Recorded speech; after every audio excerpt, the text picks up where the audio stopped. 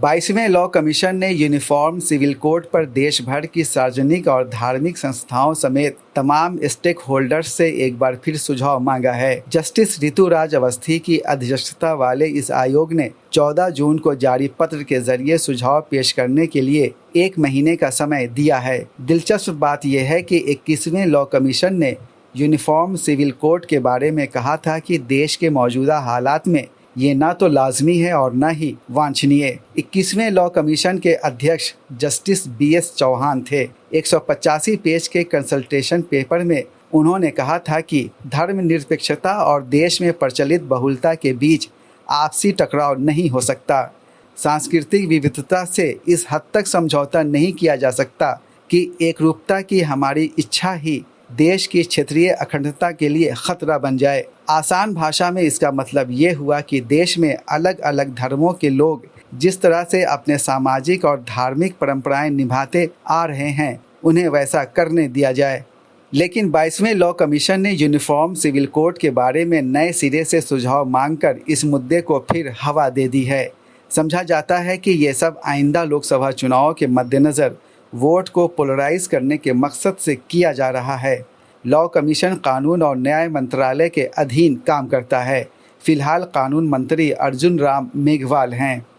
इस बीच बिहार में सत्ताधारी दल JDU के सीनियर लीडर और वित्त मंत्री विजय कुमार चौधरी ने यूनिफॉर्म सिविल कोड के बारे में नए सिरे से सुझाव मांगे जाने पर केंद्र की मोदी सरकार की नीयत पर सवाल खड़ा किया है।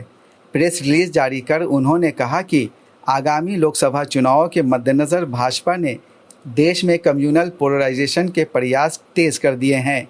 समान नागरिक संहिता के मुद्दे को एक बार फिर से चर्चा में लाना इसी दिशा में एक कदम है। सबको पता है कि मोदी सरकार ने ही 2016 में इस मुद्दे पर विधि आयोग से स्पष्ट राय मांगी थी। आयोग ने इससे जुड़े सारे तथ्यों की समीक्षा कर एवं सभी पक्षकारों से विमर्श के बाद केंद्र सरकार को 2018 में स्पष्ट राय दी थी कि समान नागरिक संहिता लागू करने की ना तो आवश्यकता है और न ही ये वांछनीय है। तब एक बार फिर इस मुद्दे को उखाड़ना देश को सांप्रदायिक विवाद और तनाव में झोंकने की साजिश ही कहलाएगी। विजय कुमार चौधरी ने कहा कि केंद्र सरकार को बताना चाहिए कि आखिर 2018 के बाद देश की सामाजिक संरचना या विभिन्न धर्मावलंबियों की सोच में क्या परिवर्तन आया है जिससे इस मुद्दे को फिर से उठाया जा रहा है। उन्होंने कहा कि संविधान विभिन्न धर्म के लोगों को अपनी मजहबी रवायत के अनुसार पैरवी की इजाज़त देता है। इसी के मुताबिक शादी, तलाक, उत्तराधिकार यानी विरासत, गोद लेना, संपत्ति अर्जन यानी ज़मीन जायदाद रखना वगैरह के कार्य नॉर्मल तरीके से हो रहे हैं। अब इसके बरक्स विभिन्न पक्ष के लोगों को बिना विश्वास में लिए समान नागरिक संहिता लागू करने की बात अनावश्यक विवाद और तनाव ही पैदा करेगा। All India Muslim personal law board ने भी यूनिफॉर्म सिविल कोड को अनावश्यक, अव्यवहारिक और हानिकारक करार दिया है।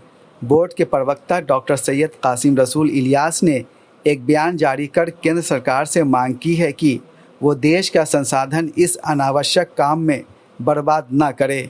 उन्होंने संविधान के अनुच्छेद 371A और 371G की मिसाल पेश करते हुए कहा कि इसके ज़रिए पूर्वोत्तर राज्यों की अनुसूचित जनजातियों को ये गारंटी दी गई है कि संसद ऐसा कोई कानून नहीं बनाएगी जो उन्हें उनके नागरिक संहिता से वंचित कर दे। दूसरी तरफ मणिपुर के हालात बता रहे हैं कि यूनिफॉर्म सिविल कोड लागू करना इतना आसान नहीं है। मणिपुर की आबादी सिर्फ 38 लाख है और यहाँ के मैतेई समुदाय को शेड्यूल्ड ट्राइब का दर्जा देने के सवाल पर ही कुकी समुदाय भड़क गया है। इसकी वजह से भड़की हिंसा में अब तक 100 से ज़्यादा लोग मारे जा चुके हैं और केंद्र सरकार से वहाँ के हालात संभल नहीं रहे हैं।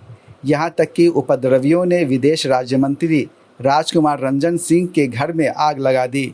वहीं जगह जगह प्रधानमंत्री नरेंद्र मोदी के लापता वाले पोस्टर चस्पा कर दिए गए हैं। ऐसे में 140 करोड़ की आबादी वाले देश पर एक नियम, एक परंपरा, एक रीति रिवाज थोपना कहीं से भी प्रैक्टिकल नहीं लगता। सैयद जावेद हसन की रिपोर्ट, बिहार लोक संवाद, पटना।